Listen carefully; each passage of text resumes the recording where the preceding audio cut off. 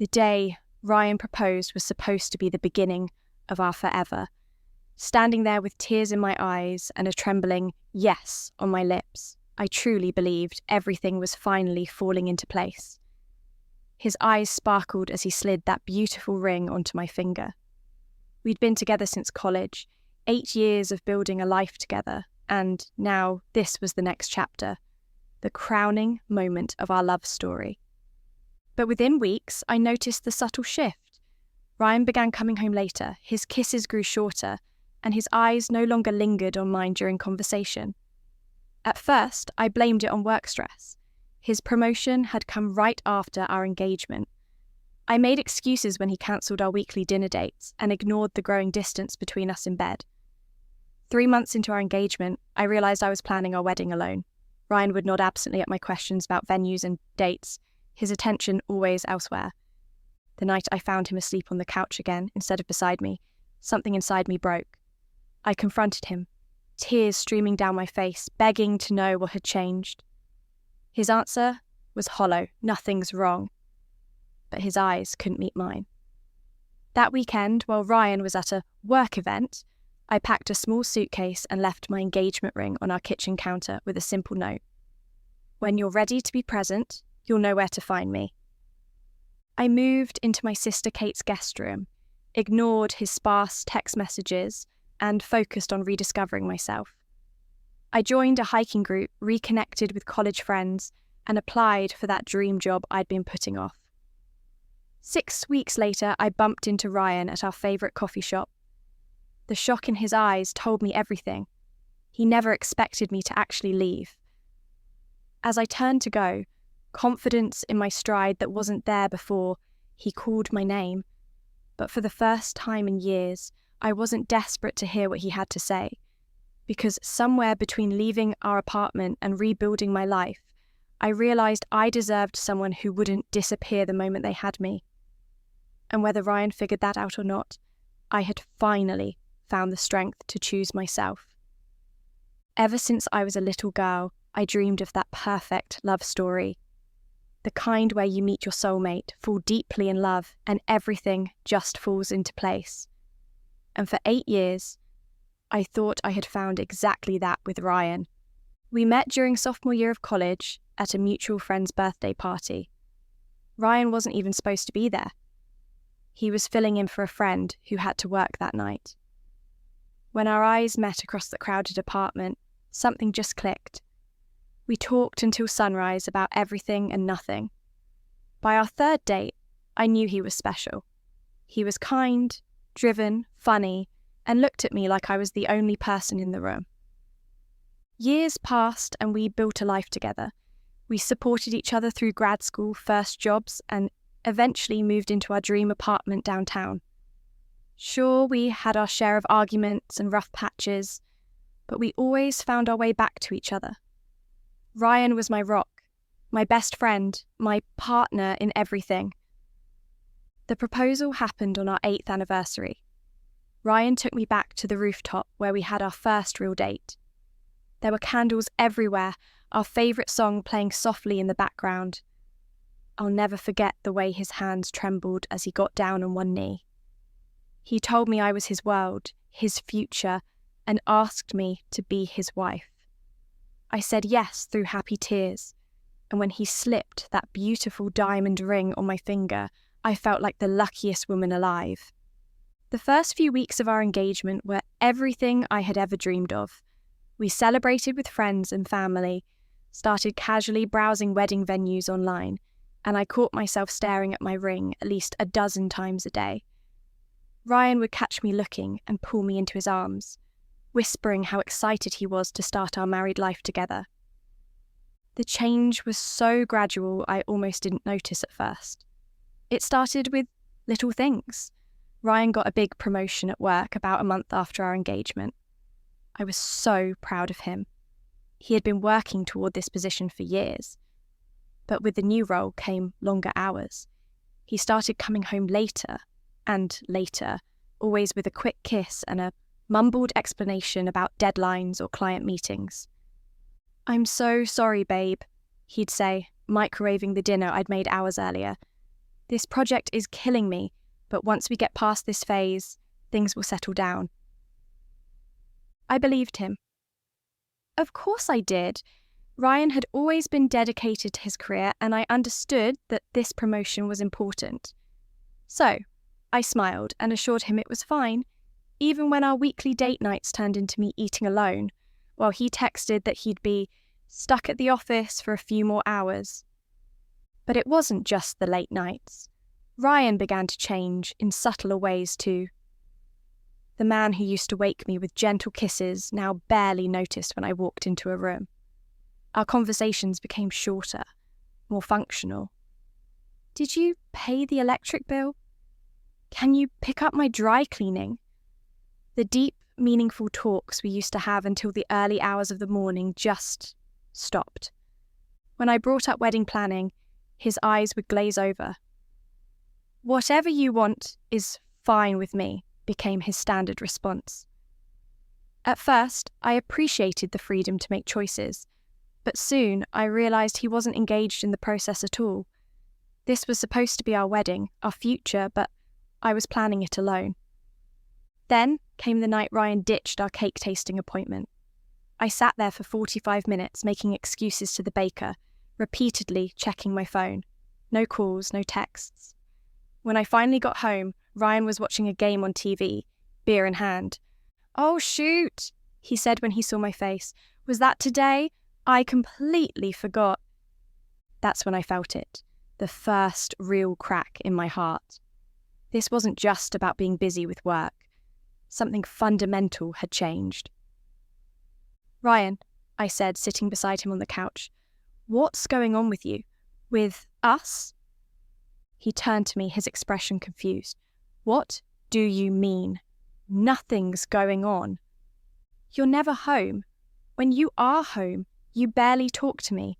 You seem completely uninterested in our wedding. It's like you've checked out of our relationship." Ryan sighed, running a hand through his hair. "You're overreacting. I'm just busy with the new position. Once things settle down..." "When?" I interrupted. "When will things settle down? Because it feels like you've been saying that for months now." He stood up abruptly. "I don't want to fight about this. I'm tired, Emma." And just like that, he went to bed, leaving me alone with my thoughts and the growing fear that the man I was supposed to marry was slipping away from me. The pattern continued for weeks. Ryan would come home late, eat quickly and either fall asleep on the couch or retreat to the spare bedroom to catch up on work.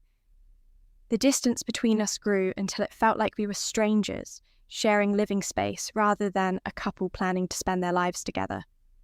I tried everything. I planned surprise date nights, wrote him love notes, even scheduled a weekend getaway hoping to reconnect. Most of my efforts were met with polite appreciation, but no real change. The weekend trip was cancelled at the last minute because of an emergency at work that I later discovered was just a routine client meeting. My sister Kate noticed the change in me during our weekly coffee meetup. "You look exhausted," she said, studying my face. "Are you sleeping?" I shrugged, stirring my latte absently. "Not really. Things with Ryan are... I don't know what they are anymore."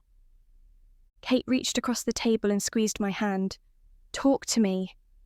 So I did. I told her everything. The late nights, the emotional distance, the feeling that I was the only one still invested in our relationship. Saying it all out loud made it real in a way I had been avoiding. "Have you asked him directly what's going on?" Kate asked. "Every time I try, he deflects, says I'm overthinking things or that he's just busy with work." Kate's expression hardened. "Emma, you deserve better than this. If he can't even have an honest conversation with you now, what's marriage going to look like?" Her words stayed with me for days. I knew she was right, but I also loved Ryan deeply. We had built a life together, planned a future. I couldn't just walk away without fighting for us. The breaking point came on a Friday night. Ryan had promised to be home for dinner. Actually promised, with his hand over his heart like he used to do when we first started dating. I spent the afternoon cooking his favourite meal, opened a bottle of wine, even put on the dress he always said he loved. 7 o'clock came and went, then 8. By 9, the food was cold, the wine was warm, and I was sitting alone at our beautifully set table with a knot in my throat. When midnight rolled around and Ryan still wasn't home, I blew out the candles and went to bed. I woke up at 3 a.m. to the sound of Ryan stumbling into the apartment. I found him collapsed on the couch, still in his work clothes, smelling faintly of beer and someone else's perfume. Standing there in the dark, watching the rise and fall of his chest, I felt something shift inside me. Not anger or even sadness, but a quiet, clear certainty. This wasn't the life I wanted. This wasn't the love I deserved. The next morning, I waited for Ryan to wake up. When he finally stumbled into the kitchen, looking hungover and sheepish, I was ready. "We need to talk," I said, pushing a cup of coffee toward him. Ryan took the cup but avoided my eyes. "About last night, I'm sorry, the team took a client out for drinks and it ran late. I should have texted." "This isn't about last night," I said quietly. "This is about the past 3 months. Ever since we got engaged, you've been pulling away from me. I need to know why." Ryan stared into his coffee cup. "I haven't been pulling away, I'm just adjusting to the new position." "Please don't lie to me," I said, fighting to keep my voice steady. "Something changed. I feel it every day. Are you having second thoughts about us? About marrying me?" The silence that followed was deafening. Ryan still wouldn't look at me, and in that moment, his silence said everything his words couldn't.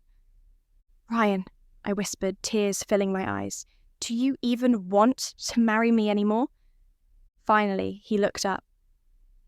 "Of course I do," he said, but the words rang hollow. His eyes couldn't meet mine, and I knew right then that he was lying, either to me, to himself, or to both of us. That night, Ryan fell asleep on the couch again. I lay awake in our bed, staring at the ceiling, replaying our years together and trying to pinpoint exactly when things had changed. Was it the proposal, the promotion, or had the distance been growing for longer than I wanted to admit? By morning, I had made my decision. While Ryan was supposedly at a work event that Saturday, I packed a small suitcase with just the essentials. I carefully placed my engagement ring on the kitchen counter where he would be sure to see it. Beside it, I left a simple note. "When you're ready to be present, you'll know where to find me." As I closed the door to our apartment, I felt both terrified and strangely free. For the first time in months, I was taking control of my life again, instead of waiting for Ryan to decide our future. I called Kate from the taxi.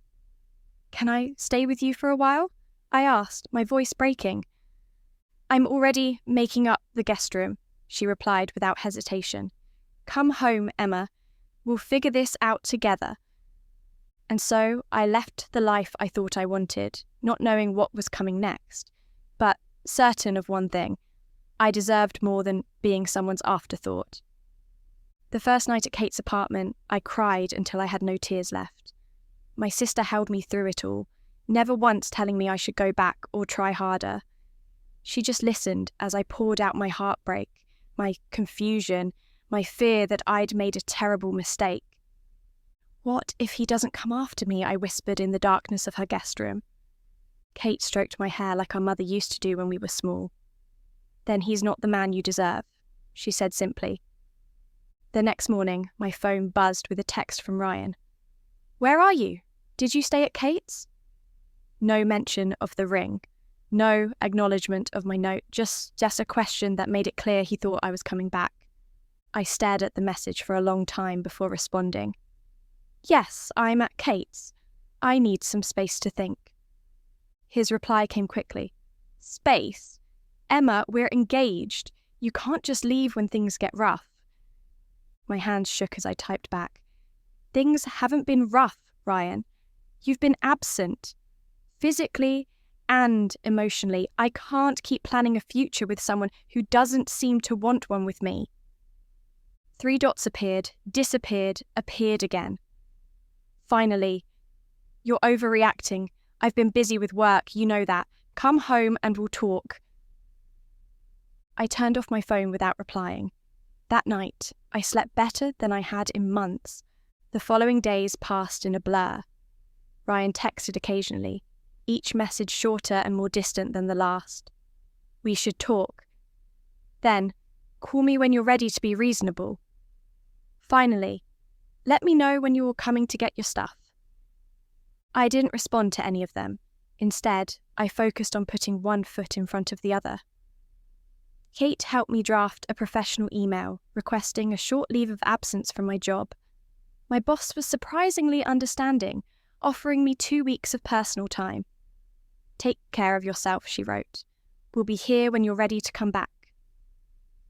For the first few days, I barely left Kate's guest room. The weight of what I'd done, walking away from an 8-year relationship, returning my engagement ring, felt crushing. Had I given up too easily? Should I have tried harder to make Ryan understand how I was feeling?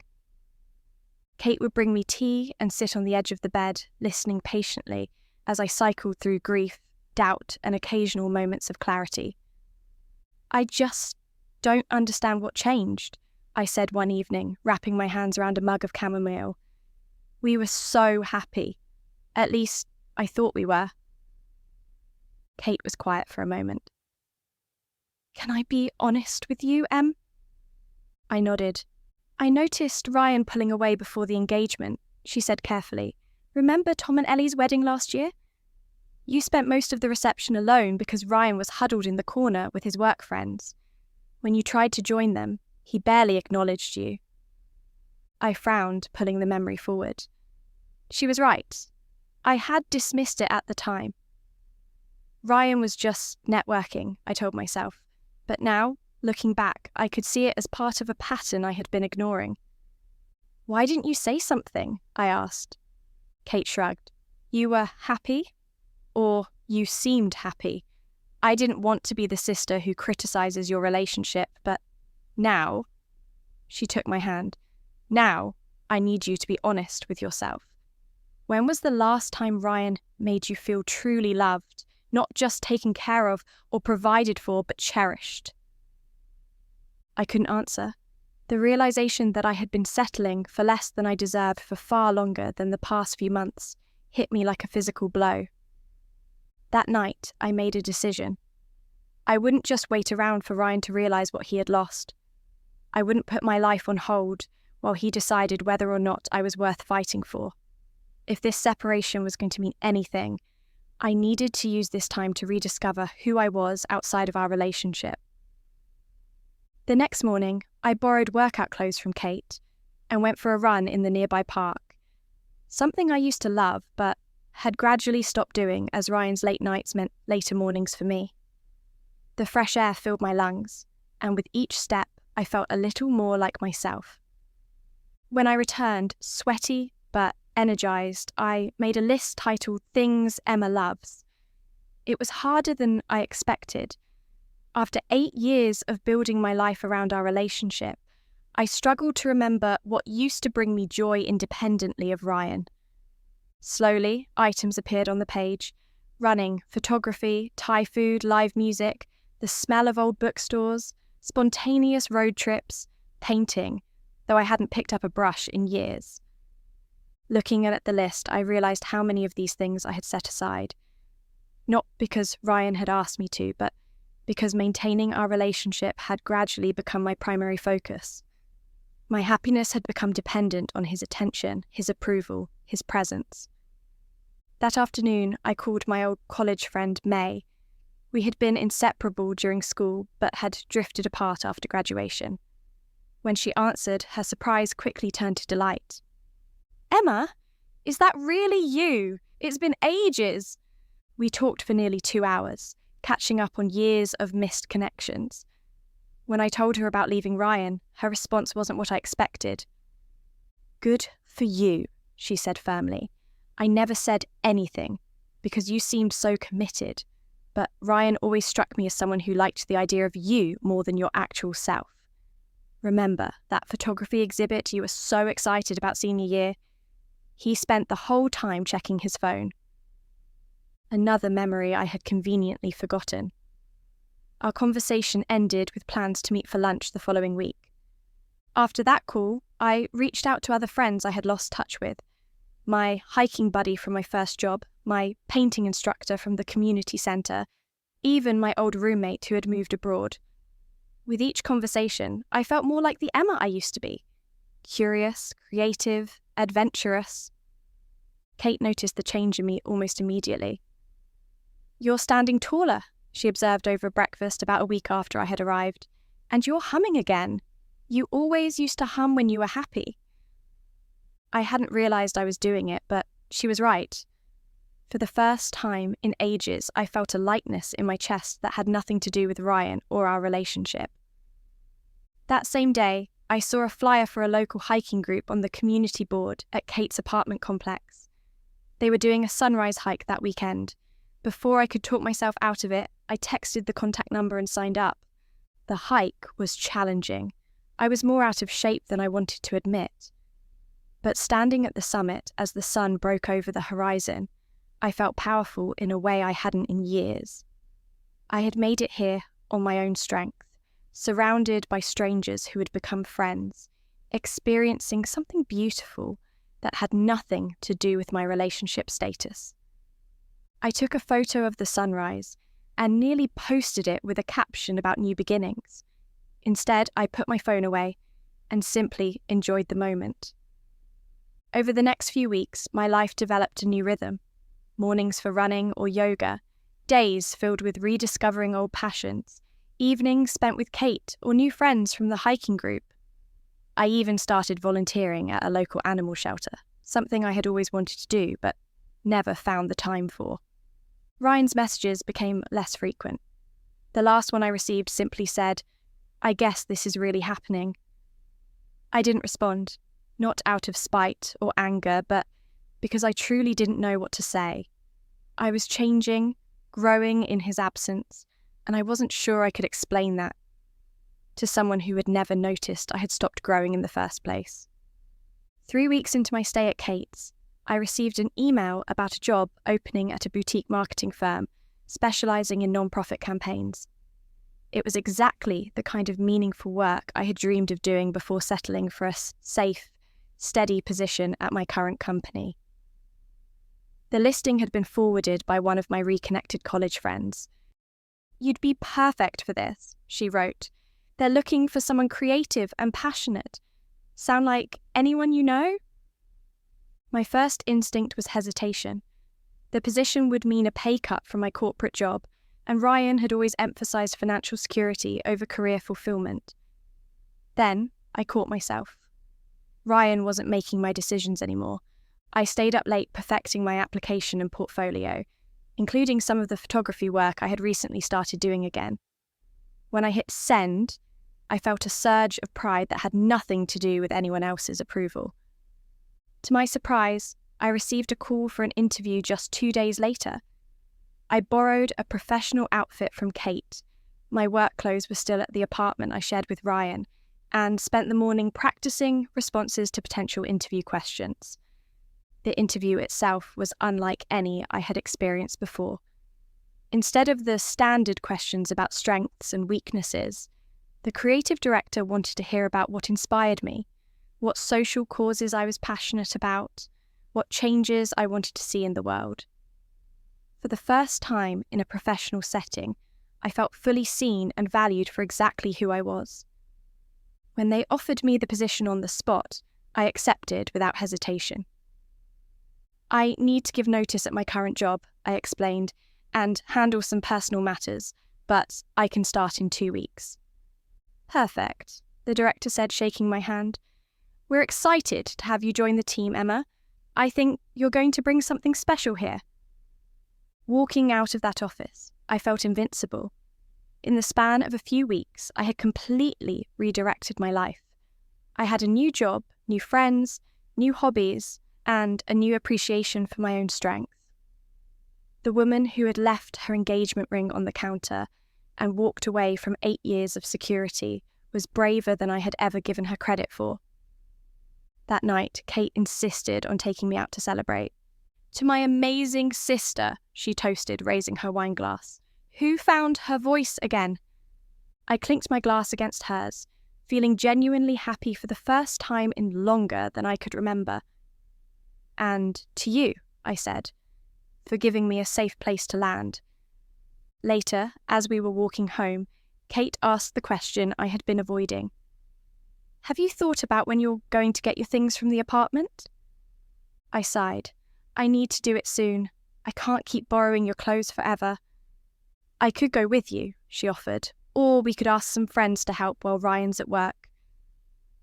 The thought of entering the space Ryan and I had shared, seeing our photos on the walls, our intertwined lives in every room, made my chest tighten. But I knew it was necessary. I needed closure as much as I needed my belongings. "I'll go this weekend," I decided. "Will you come with me?" Kate squeezed my hand. "Of course, whatever you need." That Saturday, with Kate's unwavering support beside me, I used my key to open the door to the apartment I had once called home. I had texted Ryan to let him know I was coming to collect my things, and he had replied that he would be out. Whether to give me space or to avoid a confrontation, I wasn't sure. The apartment felt simultaneously familiar and foreign. Everything was where I had left it, yet it no longer felt like my space. I moved through the rooms efficiently, packing clothes, books, personal mementos. Kate helped me load boxes into her car, making multiple trips until we had everything that was undeniably mine. As I did a final walkthrough, I noticed my engagement ring was no longer on the counter where I had left it. I wondered briefly what Ryan had done with it, then realised it didn't matter. That ring, and all it had represented, was part of a life I was no longer living. Before leaving, I wrote another note and left it on the kitchen table. "I've taken my things. I'm staying at Kate's for now, but will be moving into my own place next month. I've accepted a new job and am starting fresh. I hope you find what you're looking for. Emma." As Kate drove us away from the apartment building, I didn't look back. Instead, I looked forward, toward the uncertain but exciting future I was building for myself. That evening, as I sorted through my belongings in Kate's living room, deciding what to keep and what to donate, my phone rang with an unfamiliar number. "Hello," I answered cautiously. "Emma, it's Jason from the hiking group. A few of us are getting together for coffee tomorrow before the afternoon hike. I was wondering if you'd like to join." I smiled, catching Kate's curious look from across the room. "That sounds great," I said. "What time?" As I hung up, Kate raised an eyebrow. "New friend?" "Just someone from the hiking group," I said with a shrug, but I could feel a slight blush rising to my cheeks. Kate said knowingly. "Well, it's nice to see you putting yourself out there." The next morning, as I got ready to meet the hiking group, I caught myself humming again. The woman in the mirror looked different from the one who had shown up at Kate's doorstep a month earlier. Her eyes were clearer, her smile more genuine, her posture more confident. I had no idea what the future held, but for the first time in years, that uncertainty didn't terrify me. It excited me. I was rediscovering what it meant to be Emma, not Ryan's girlfriend, not Ryan's fiancée, just Emma, and I was starting to really like her. The coffee shop where we were meeting was on the same block as the one Ryan and I used to frequent. I briefly considered suggesting a different location, then decided against it. I wouldn't let memories of my past relationship dictate my new life. This city was as much mine as it was his. As I approached the familiar corner, I took a deep breath and squared my shoulders. Whatever happened next, I was ready for it. I had survived heartbreak, rediscovered my passions, and remembered my worth. I was no longer waiting for someone else to complete my story. I was writing it myself. The coffee shop was buzzing with morning energy as I joined my hiking friends at their table. Our conversation flowed easily, discussing trails, sharing stories, and planning future adventures. For those moments, I was simply Emma, enjoying a Saturday morning with new friends. As I stood to order a second coffee, a prickle ran down my spine. I turned toward the door and froze. Ryan stood just inside the entrance, staring at me with an expression I couldn't quite read. For a moment, I felt unsteady, then remembered to breathe. Our eyes met across the crowded space. He approached hesitantly, looking tired and slightly dishevelled, a far cry from his usually immaculate appearance. "Emma," he said, my name almost a question. "Ryan," I replied, my voice steadier than I expected. "I didn't expect to see you here." "I'm meeting friends," I said, nodding toward the hiking group. "We're going to Redwood Trail this afternoon." Ryan glanced at the table, furrowing his brow. "Friends? I don't recognise them." "They're new. I joined a hiking group a few weeks ago." An uncomfortable silence stretched between us. Once, I would have rushed to fill it to make things easier for him. Now, I just waited. "You look different," he finally said. I smiled slightly. "I feel different." "I got your note," Ryan said, shifting his weight. "A new job? You're really doing this?" The way he said it, a mix of disbelief and accusation, sparked my irritation. "Doing what, Ryan? Moving forward with my life?" "You just left 8 years together, and you just walked away."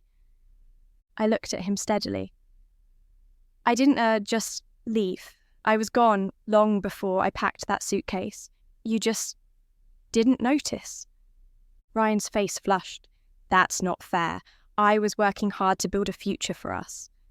"For us or for yourself?"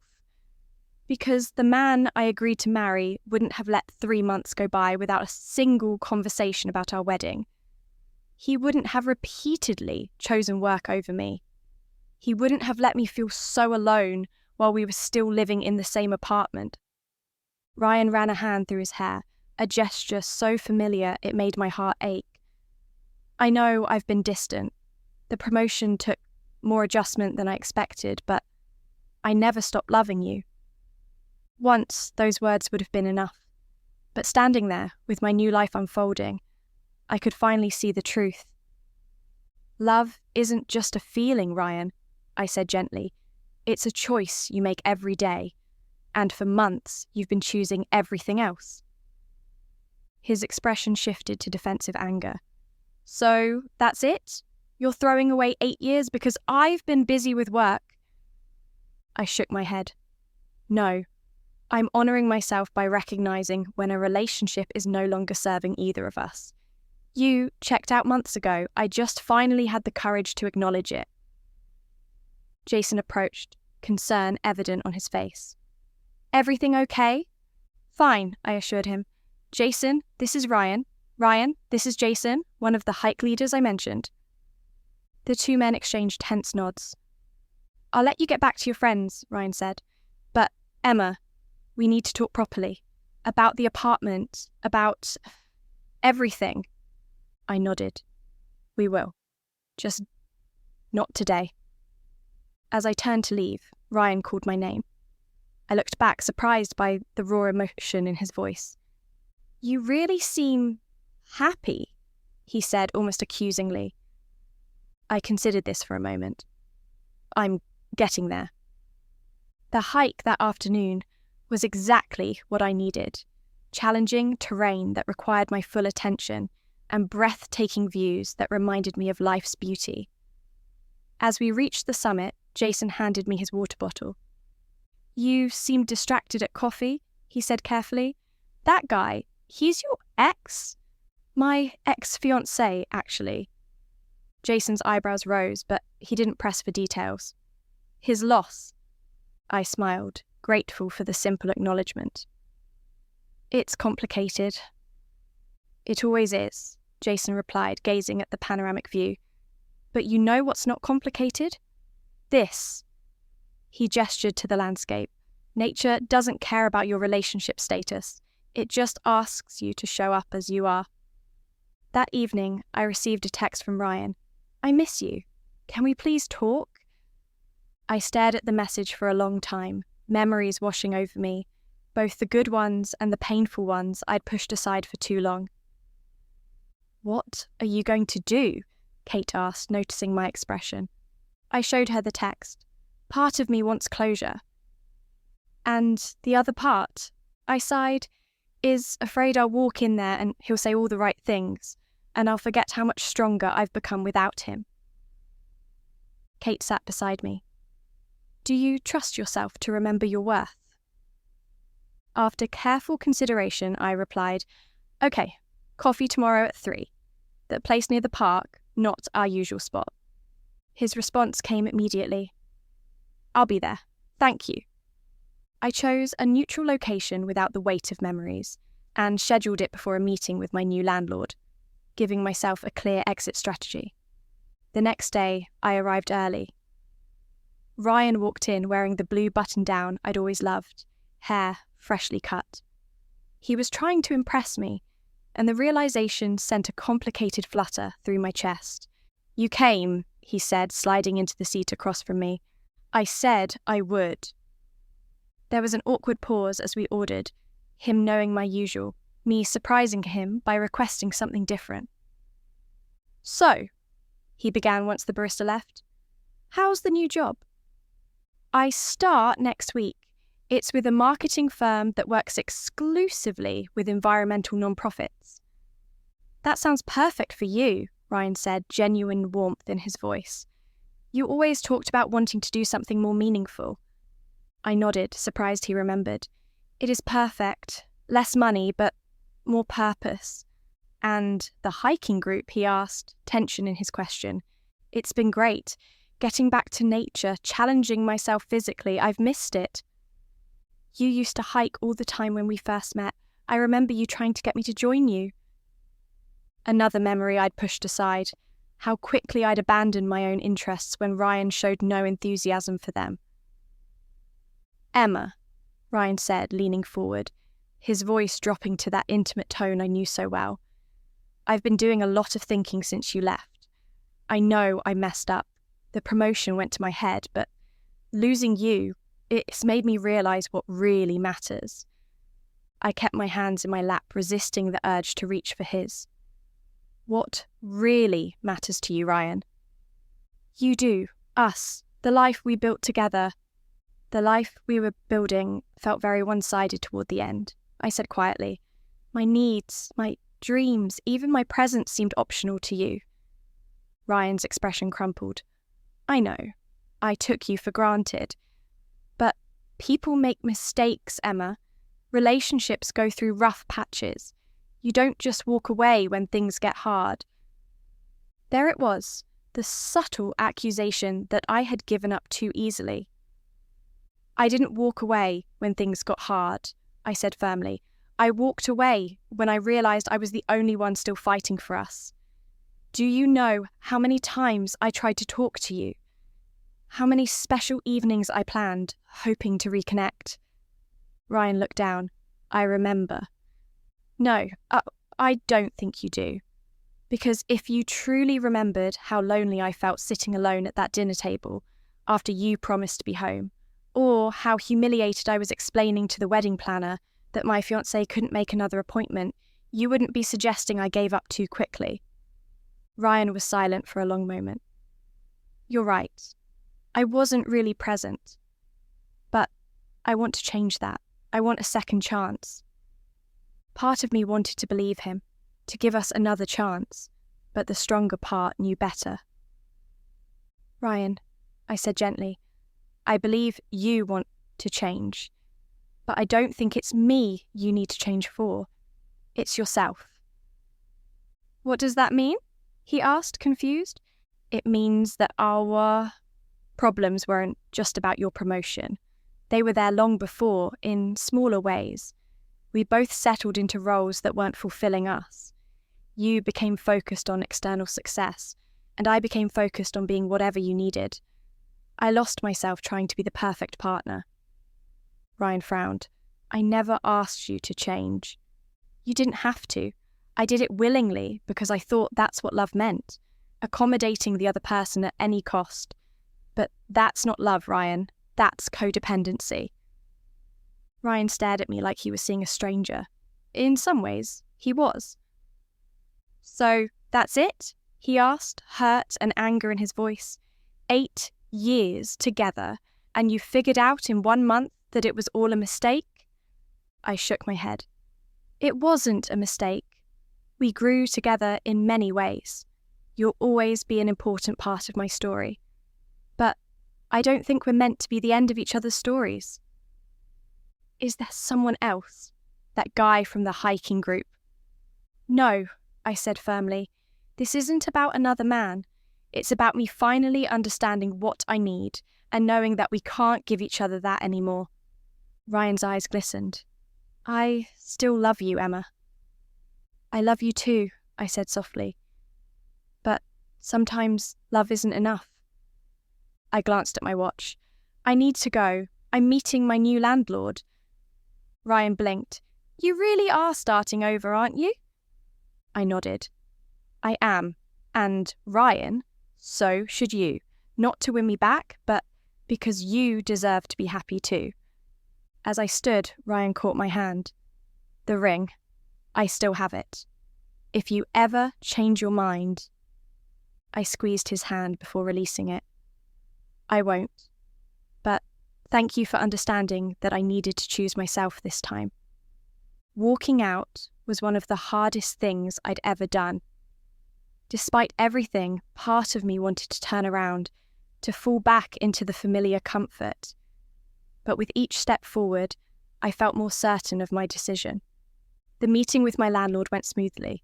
The apartment was small, but filled with natural light, a blank canvas for my new chapter. As I signed the lease, I felt both terror and exhilaration. For the first time in my adult life, I was truly on my own. The next few weeks brought continuous change. I started my new job, moved into my apartment, and explored new interests. There were moments of doubt and loneliness, nights when I reached across an empty bed and missed Ryan's warmth. But there were also moments of pure joy and discovery. The first time a campaign I designed received praise from the entire team. The Sunday morning, I woke up early just because I wanted to. The evening, I hosted a dinner party for my new friends in my own space, decorated exactly as I wanted. 6 months after leaving my ring on that counter, I ran into Ryan at an industry event. My firm was being recognised for an environmental campaign, and his company was a sponsor. I spotted him across the room in conversation with a colleague. He looked good, relaxed in a way he hadn't been during our final months together. When he noticed me, he smiled and came over. Emma, he said warmly, congratulations on the award. The campaign was brilliant. Thank you, I replied, genuinely pleased. How have you been? Good, actually, he said, and I could tell he meant it. I started seeing a therapist. Turns out I have issues with work-life balance and emotional availability. He chuckled. Who knew? I smiled. That takes courage. I learned from the best, he said, his eyes meeting mine with newfound respect. You were brave enough to walk away when things weren't right. It took me a while to understand that wasn't weakness. It was strength. I felt grateful for the journey that had brought us both to this moment of understanding.